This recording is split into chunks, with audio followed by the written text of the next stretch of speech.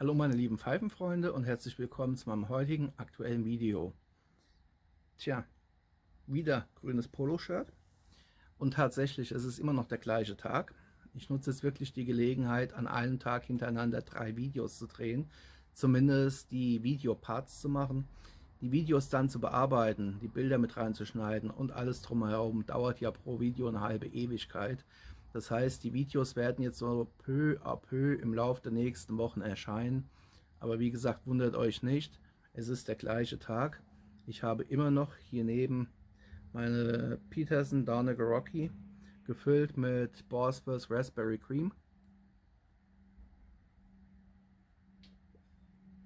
Und mache jetzt halt nach dem Video noch 2 Pfeifenvideos. Ich weiß noch nicht, ob ich erst eine Pfeife vorstelle, dann den Tabak, dann die nächste Pfeife, oder ob ich als erstes Video den Tabak hochlade, danach die beiden Pfeifen. Ein Video mit Pfeifen habe ich ja schon vorbereitet und jetzt kommt das dritte. Wie gesagt, Reihenfolge, ihr werdet es ja merken, wie ich es hochlade, ich weiß es noch nicht. Wie dem auch sei, wie eben gesagt, ich werde euch jetzt wieder eine Pfeife vorstellen. Und zwar war ich am 10. Juli 2023 bei Darnpipe. Mein Abschiedsbesuch bei dem doch wirklich sehr renommierten und bekannten Geschäft, das hier am 31.07. des gleichen Jahres ein für alle Mal geschlossen hat. Ladengeschäft ist weg. Online-Versand ist weg. Michael Apitz ist weg. Die sind also wirklich, es hat sich alles leider Gottes erledigt. Doch während meines langen Besuchs, ich war ja von morgens Ladensöffnungszeit 10 Uhr bis 17 Uhr vor Ort, da kam kurz nach mir ein Kunde rein, ein etwas jüngerer Pfeifenraucher, der erstaunlicherweise auch meine Videos kennt. Und der hatte 2 Pfauenpfeifen zum Rauchen dabei. Von Pfauen bin ich teils eher noch begeistert. Ich habe auch Michael schon gesagt, es sind so ein paar Sachen, die mir eben nicht mehr so gefallen. Das mag vielleicht an Pfauen liegen, das mag vielleicht auch einfach nur noch am verfügbaren Arbeitsmaterial liegen. Nur habe ich persönlich halt die Meinung, dass die Pfauenpfeifen qualitativ, was das Bruyère angeht, nicht mehr so gut sind wie nur vor einigen Jahrzehnten. Ich habe diverse Pfauenpfeifen. Die ältesten dürften grob geschätzt auf die 70er, 80er Jahre zurückgehen, die ich mir als Konvolut gekauft und entsprechend aufbereitet habe. Ich habe aber noch ein paar neuere Pfeifen. Die eine oder andere kennt ihr ja schon von meinen Tabakvorstellungen. Der eine oder andere hat auch schon diverse Pfauenpfeifen von mir auf Facebook gesehen bei den diversen Gruppen. Und besagter Pfeifenraucher hatte wie gesagt jetzt 2 Pfauenpfeifen dabei, und zwar die Jahrespfeifen aus dem Jahre 2018. Und die möchte ich euch natürlich nicht vorenthalten. Hier ist eins von diesen schmucken Dingern. Und diese Pfeifen, die haben mir erstaunlich gut gefallen. Ich hatte sie gesehen, er hat gesagt, das sind Jahrespfeifen, hat sie geraucht. Er hat 2 verschiedene. Meine ist, wie ihr seht, unten wunderschön gemasert, poliert.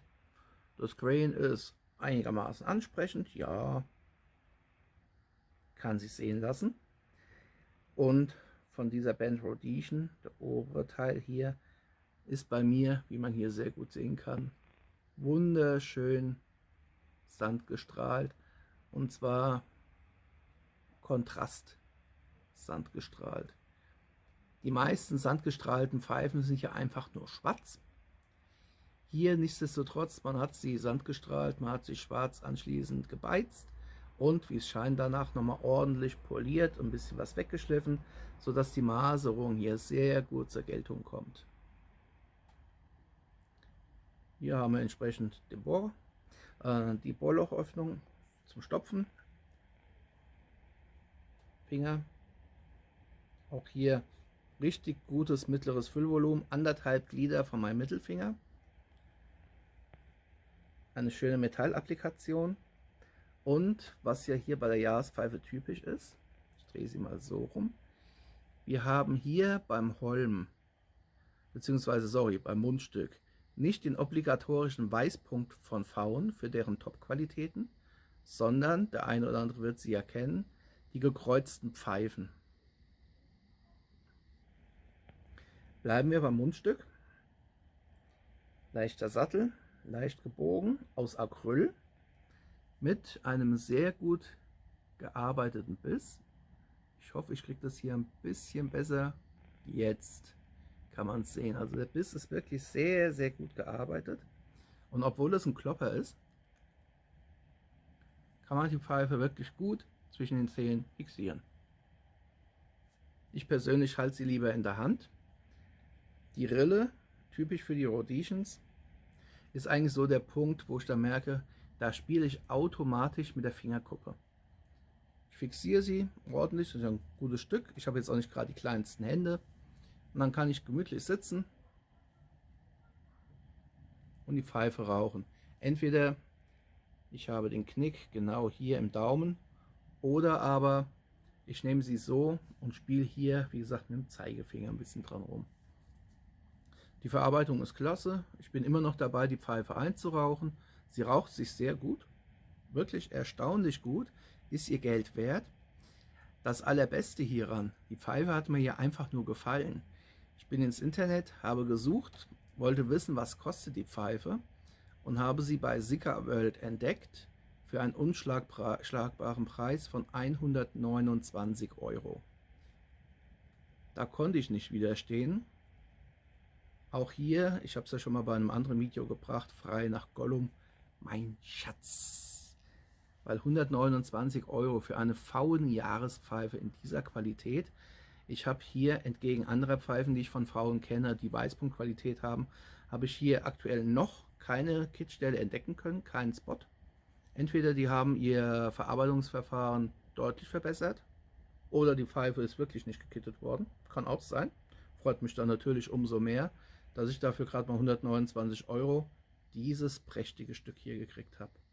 Schaut euch, wie gesagt, die Pfeife mal an, wie die Maserung hier hochläuft und dann diese Kontrastbeizung selbst hier oben, wo sandgestrahlt ist. Wie gesagt, die Pfeife hatte mir bei Danpipe, bei dem Kunden, der noch da war, mit seinen beiden Jahrespfeifen ausgesprochen gut gefallen. Als ich die gesehen hatte, war mir klar, die willst du haben. Danpipe hatte sie leider nicht mehr. 2018 ist halt auch nur mal schon ein paar Jährchen her. Die aktuellen Pfeifen, die es ja jetzt gibt, die Jahrespfeifen, kosten ja gleich um einiges mehr. Muss ich sagen, muss man sich gut überlegen, weil bevor ich über 200 € für eine Pfauen-Jahrespfeife ausgebe, dann nehme ich lieber das Geld, kaufe mir von den 200 Tacken eine ordentliche Windslip-Pfeife, weil da war ich noch nie enttäuscht. Die gefallen mir auch sehr gut. Mittlerweile habe ich ja 4 Stück. Und hier aber 129 €. Schaut nach, es gibt noch vereinzelte Stücke, sowohl bei Sika World für 129 €. Ich habe sie auch schon bei anderen Händlern gesehen, da wollen sie zum Teil 139, 149 € haben. Schaut halt, wenn sie euch gefallen sollte, wo ihr sie noch bekommen könnt. Greift zu, denn wie gesagt, 2018 ist lange vorbei. Es gibt nur noch die Restbestände. Wer zuerst kommt, mal zuerst. Sind sie weg, sind sie weg. Von daher, Pfauen, die hat mich definitiv überzeugt. Meine Empfehlung an alle, die Pfauenhölzer magen, die DS-Shape magen, die gern etwas Größeres in Händen haben wollen. Nicht diese zierlichen Pfeifchen, sondern wo wirklich gut Holz dran ist. Weil die Pfeife, sie passt wirklich richtig gut in eine Hand. Männerhand. Schön umgreifen, umschmeicheln und trotz allem gut für zwischen die Zähne zu halten. Meine Empfehlung, Pfauen Jahrespfeife 2018, teilrustiziert oder teilsandgestrahlt, da streiten sich dann die Gelehrten. Ich finde sie klasse, ich empfehle sie sehr gerne weiter, bin natürlich in gewohnter Weise darauf gespannt, was ihr von der Pfeife haltet, ob ihr sie vielleicht sogar selbst euer eigen nennen dürft. Wie findet ihr sie? Wie gefällt sie euch? Habt ihr vielleicht auch andere Jahrespfeifen, die ihr vielleicht auch mal selbst in einem Video und dann später auch auf Facebook vorstellen wollt? Ich bin neugierig wie immer. Danke euch sehr für eure Aufmerksamkeit. Wünsche euch weiterhin viel Spaß mit euren Pfeifen und euren Tabaken. Bleibt mir gewogen, bleibt dem Kanal gewogen. Ich werde jetzt nach und nach, aber in unregelmäßigen Abständen wieder was einstellen. Und wünsche euch wie immer ein abschließendes Happy Puffing. Bis dann, macht's gut. Ciao.